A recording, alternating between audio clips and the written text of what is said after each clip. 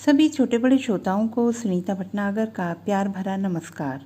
Audio stories के हमारे channel कहानी जगत में आप सभी का स्वागत है। आइए सुनते हैं मन्नू भंडारी जी द्वारा रचित कहानी अकेली। सोमा बुआ बुढ़िया है, सोमा बुआ परित्यक्ता है, सोमा बुआ अकेली है।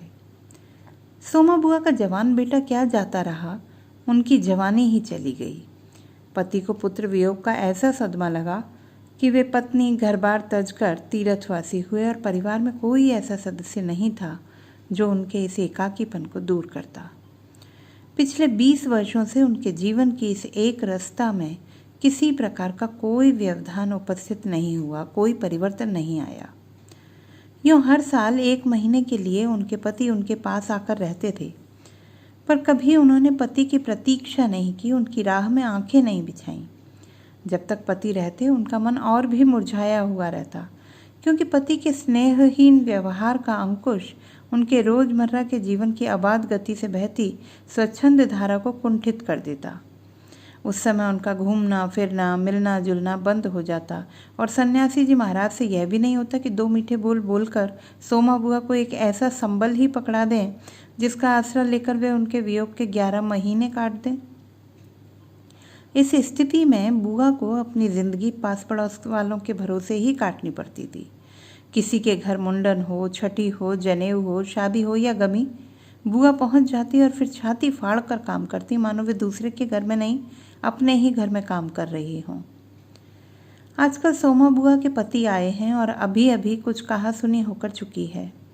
बुआ आंगन में बैठी धूप खा रही हैं, पास रखी कटोरी से तेल लेकर हाथों में मल रही हैं और बड़बड़ा रही हैं। इस 1 महीने में अन्य अवयवों के शिथिल हो जाने के कारण उनकी जीभ ही सबसे अधिक सजीव और सक्रिय हो उठती है। तभी हाथ में एक फटी साड़ी और पापड़ लेकर ऊपर से राधा भाभी उतरी। क्या हो गया बुआ, क्यों बड़बड़ा रही हो? फिर सन्यासी जी महाराज ने कुछ कह दिया क्या? अरे मैं कहीं चली जाऊं सोईना नहीं सुहाता। कल चौक वाले किशोरी लाल के बेटे का मुंडन था, सारी बिरादरी को न्योता था। मैं तो जानती थी कि ये पैसे का गुरूर है कि मुंडन पर सारी बिरादरी को न्योता है, पर काम उन नई नवेली बहुओं से संभलेगा नहीं, सो जल्दी चली गई। हुआ भी वही। और सरक कर बुआ ने राधा के हाथ से पापड़ लेकर सुखाने शुरू कर दिए। एक काम गत से नहीं हो रहा था। अब घर में कोई बड़ा बूढ़ा हो तो बताए या कभी किया हो तो जाने। गीत वाली औरतें मुंडन पर बन्ना बन्नी गा रही थी। मेरा तो हंसते हंसते पेट फूल गया और उसकी याद से ही कुछ देर पहले का दुख और आक्रोश धुल गया। अपने सहज स्वाभाविक रूप में वे कहने लगी, भट्टी पर देखो तो अजब तमाशा, समोसे कच्चे ही उतार दिए और इतने बना दिए कि 2 बार खिला दो, और गुलाब जामुन इतने कम कि एक पंगत में भी पूरे ना पड़े। उसी समय मैदा सान कर नए गुलाब जामुन बनाए। दोनों बहुएं और किशोरी लाल तो बेचारे इतना जस मान रहे थे कि क्या बताऊं। कहने लगे, अम्मा तुम ना होती तो आज भद्द उड़ जाती। अम्मा तुमने लाज रख ली। मैंने तो कह दिया, अरे अपने ही काम नहीं आएंगे तो कोई बाहर से तो आएगा नहीं। और यह तो आजकल इनका रोटी पानी का काम रहता, नहीं तो मैं सवेरे से ही चली आती। तो सन्यासी महाराज क्यों बिगड़ पड़े? उन्हें तुम्हारा आना जाना अच्छा नहीं लगता बुआ? अरे यूँ तो मैं कहीं आऊँ जाऊँ सो ही इन्हें नहीं सुहाता। फिर कल किशोरी के यहाँ से बुलावा नहीं आया। अरे मैं तो कहूँ कि घर वालों को कैसा बुलावा? वे लोग तो मुझे अपनी माँ से कम नहीं समझते, नहीं तो कौन भला यूँ भट्टी और भंडार घर सौंप दे। पर उन्हें अब कौन समझावे। कहने लगे, तू जबरदस्ती दूसरों के घर में टांग अड़ाती फिरती है। और एकाएक उन्हें उस क्रोध भरी वाणी और कटु वचनों का स्मरण हो आया जिनकी बौछार कुछ देर पहले ही उन पर होकर चुकी थी। याद आते ही फिर उनकी आंखों से आंसू बह चले। अरे रोती क्यों हो बुआ? कहना सुनना तो चलता ही रहता है। सन्यासी जी महाराज 1 महीने को तो आकर रहते हैं, सुन लिया करो। और क्या, सुनने को तो सुनती ही हूँ, पर मन तो दुखता ही है कि 1 महीने को आते हैं तो भी कभी मीठे बोल नहीं बोलते। मेरा आना जाना इन्हें नहीं सुहाता। तू ही बता राधा, ये तो साल में 11 महीने हरिद्वार रहते हैं। इन्हें तो नाते रिश्ते वालों से कुछ लेना देना है नहीं, पर मुझे तो सबसे निभाना पड़ता है। मैं भी सबसे तोड़ ताड़ कर बैठ जाऊँ तो कैसे चले? मैं तो इनसे कहती हूँ कि जब पल्ला पकड़ाए तो अंत समय में भी साथ रखो। सो तो इनसे होता नहीं। सारा धर्म कर्म यही लूटेंगे, सारा जस यही बटोरेंगे, और मैं अकेली पड़ी पड़ी यहाँ इनके नाम को रोया करूँ। उस पर से कहीं आऊँ जाऊँ तो वो भी इनसे बर्दाश्त नहीं होता। और बुआ फूट फूट कर रो पड़ी। राधा ने आश्वासन देते हुए कहा, रो नहीं बुआ, अरे वे तो इसलिए नाराज हुए कि बिना बुलाए तुम चली गई। बेचारे इतने हंगामे में बुलाना भूल गए तो मैं भी मान करके बैठ जाती। फिर घर वालों का कैसा बुलाना? मैं तो अपनेपन की बात जानती हूँ। कोई प्रेम नहीं रखे तो 10 बुलावे पर भी ना जाऊँ, और प्रेम रखे तो बिना बुलाए भी सिर के बल जाऊँ। मेरा अपना हरखू होता और उसके घर काम होता तो क्या मैं बुलावे के भरोसे बैठी रहती? मेरे लिए जैसा हरखू वैसा किशोरी लाल। आज हरखू नहीं है, इसी से दूसरों को देख देख कर मन भरमाती रहती हूँ। और वे हिचकियाँ लेने लगी। सूखे पापड़ों को बटोरते बटोरते स्वर को भरसक कोमल बनाकर राधा ने कहा, तुम भी बुआ बात को कहाँ से कहाँ ले गई। लो अब चुप हो, पापड़ भून कर लाती हूँ, खाकर बताना कैसा है। और वह साड़ी समेट कर ऊपर चढ़ गई। कोई सप्ताह भर बाद बुआ बड़े प्रसन्न मन से आई और सन्यासी जी से बोली, सुनते हो, देवर जी के ससुराल वालों के किसी लड़की का संबंध भागीरथ जी के यहाँ हुआ है। वे सब लोग यहीं आकर ब्याह कर रहे हैं। देवर जी के बाद तो उन लोगों से कोई संबंध ही नहीं रहा, फिर भी हैं तो समधी ही। वे तो तुमको भी बुलाए बिना नहीं मानेंगे, समधी को आखिर कैसे छोड़ सकते हैं। और बुआ पुलकित होकर हंस पड़ी। सन्यासी जी की मौन उपेक्षा से उनके मन को ठेस तो पहुंची, फिर भी वे प्रसन्न थीं। इधर उधर जाकर वे इस विवाह की प्रगति की खबरें लातीं। आखिर एक दिन वे यह भी सुनाई कि उनके समधी यहाँ आ गए। जोर शोर से तैयारियां हो रही हैं, सारी बिरादरी को दावत दी जाएगी, खूब रौनक होने वाली है। दोनों ही पैसे वाले ठहरे। क्या जाने हमारे घर तो बुलावा आएगा या नहीं। देवर जी को मरे 25 बरस हो गए, उसके बाद से तो कोई संबंध ही नहीं रखा। रखे भी कौन? यह काम तो मर्दों का होता है। मैं तो मर्द वाली होकर भी बेमर्द की हूँ। और एक ठंडी सांस उनके दिल से निकल गई। अरे वाह बुआ, तुम्हारा नाम कैसे नहीं हो सकता? तुम तो समधिन ठहरी। संबंध में ना रहे तो कोई रिश्ता थोड़े ही टूट जाता है। दाल पीसती हुई घर की बड़ी बहू बोली, है बुआ, नाम है, मैं तो सारी लिस्ट देख कर आई हूँ। विधवा ननद बोली।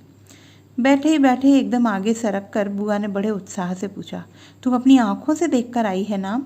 नाम तो होना ही चाहिए, पर मैंने सोचा कि क्या जाने आजकल के फैशन में पुराने संबंधियों को बुलाना हो ना हो। और बुआ बिना 2 पल भी रुके वहाँ से चल पड़ी। अपने घर जाकर सीधे राधा भाभी के कमरे में चढ़ी। क्यों री राधा, तू तो जानती है कि नए फैशन में लड़की की शादी में क्या दिया जावे है। समधियों का मामला ठहरा, सो भी पैसे वाले।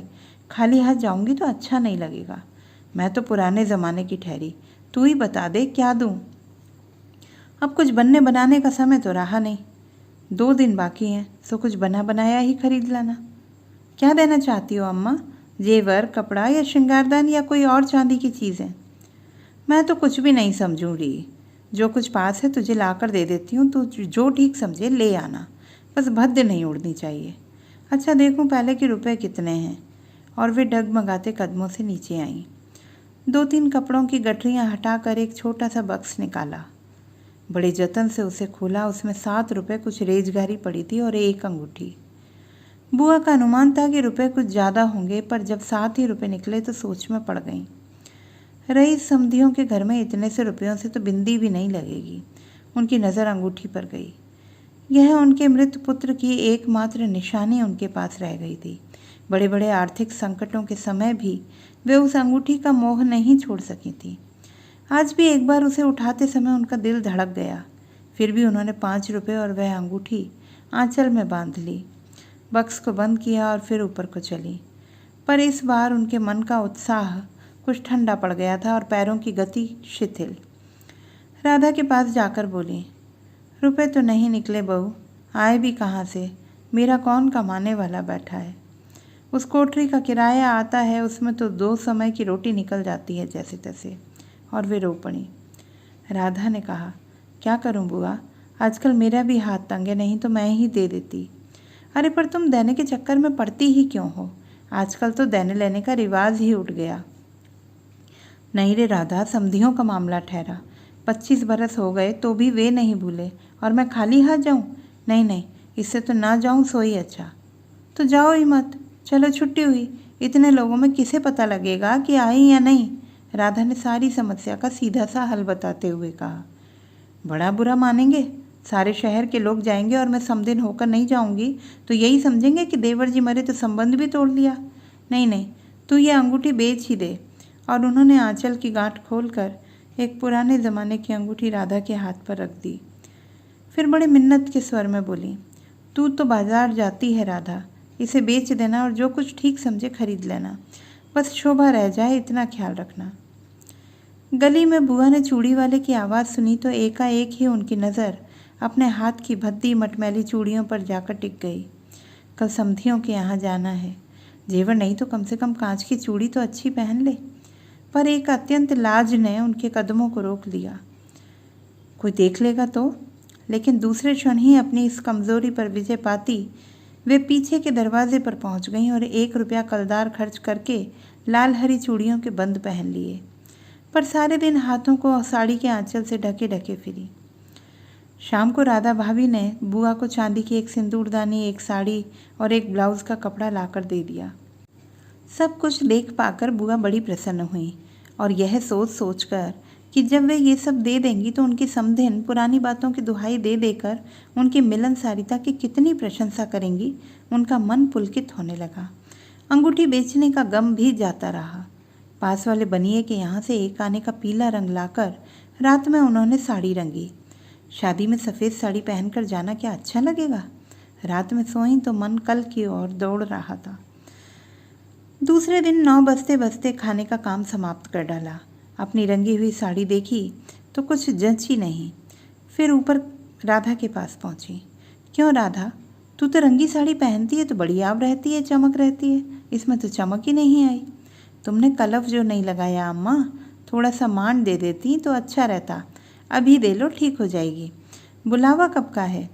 अरे नए फैशन वालों की मत पूछो, ऐन मौक़ों पर बुलावा आता है। 5 बजे का मुहूर्त है, दिन में कभी भी आ जाएगा। राधा भाभी मन ही मन मुस्कुरा उठी। बुआ ने साड़ी में मान लगाकर सुखा दिया। फिर एक नई थाली निकाली। अपनी जवानी के दिनों में बुना हुआ क्रोशिये का एक छोटा सा मेजपोश निकाला।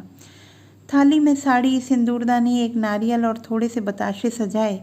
फिर जाकर राधा को दिखाया। सन्यासी महाराज सवेरे से इस आयोजन को देख रहे थे और उन्होंने कल से लेकर आज तक कोई 25 बार चेतावनी दे दी थी कि यदि कोई बुलाने ना आए तो चली मत जाना, नहीं तो ठीक नहीं होगा। हर बार बुआ ने बड़े ही विश्वास के साथ कहा, मुझे क्या बावली समझ रखा है जो बिन बुलाए चली जाऊंगी? अरे वह पड़ोस वालों की नंदा अपनी आंखों से बुलावे की लिस्ट में नाम देख कर आई है, और बुलाएंगे क्यों नहीं? शहर वालों को बुलाएंगे और समधियों को नहीं बुलाएंगे क्या? 3 बजे के करीब बुआ को अनमने भाव से छत पर इधर उधर घूमते देख राधा भाभी ने आवाज़ लगाई, गई नहीं बुआ? एकाएक चौंकते हुए बुआ ने पूछा, कितने बज गए राधा? क्या कहा? 3? सर्दी में तो दिन का पता ही नहीं लगता। बजे 3 ही हैं और धूप सारी छत पर ऐसे सिमट आई मानो शाम हो गई। फिर एकाएक जैसे ख्याल आया कि यह तो भाभी के प्रश्न का उत्तर नहीं हुआ। ज़रा ठंडे स्वर में बोली, मुहूर्त तो 5 बजे का है, जाऊंगी तो 4 तक जाऊंगी, अभी तो 3 ही बजे हैं। बड़ी सावधानी से उन्होंने स्वर में लापरवाही का पुट दिया। बुआ छत पर से गली में नज़र फैलाए खड़ी थी। उनके पीछे ही रस्सी पर धोती फैली हुई थी जिसमें कलफ लगा था और अबरक छिड़का हुआ था। अबरक के बिखरे हुए कण रह रहकर धूप में चमक जाते थे, ठीक वैसे ही जैसे किसी को भी गली में घुसता देख बुआ का चेहरा चमक उठता था। 7 बजे के धुंधलके में राधा ने ऊपर से देखा तो छत की दीवार से सटी गली की ओर मुँह किए हुए एक छाया मूर्ति दिखाई दी। उसका मन भर आया। बिना कुछ पूछे इतना ही कहा, बुआ सर्दी में खड़ी खड़ी यहाँ क्या कर रही हो? आज खाना नहीं बनेगा क्या? 7 तो बज गए। जैसे एकाएक नींद में से जागते हुए बुआ ने पूछा, क्या कहा? 7 बज गए? फिर जैसे अपने से ही बोलते हुए पूछा, पर 7 कैसे बज सकते हैं? मुहूर्त तो 5 बजे का था। और फिर एकाएक ही सारी स्थिति को समझते हुए स्वर को भरसक संयत बनाकर बोली, अरे खाने का क्या है, अभी बना लूँगी, 2 जनों का तो खाना है, क्या खाना और क्या पकाना। फिर उन्होंने सूखी हुई साड़ी को उतारा, नीचे जाकर अच्छी तरह उसकी तह की, धीरे धीरे हाथों की चूड़ियाँ खोलीं, थाली में सजाया हुआ सारा सामान उठाया और सारी चीज़ें बड़े जतन से अपने एकमात्र संदूक में रख दीं और फिर बड़े ही बुझे हुए दिल से अंगीठी जलाने लगी। तो दोस्तों, ये थी हमारी आज की कहानी। आपको कैसी लगी कमेंट बॉक्स में लिखना ना भूलें। चैनल को सब्सक्राइब करें, लाइक करें और मित्रों के साथ शेयर करें।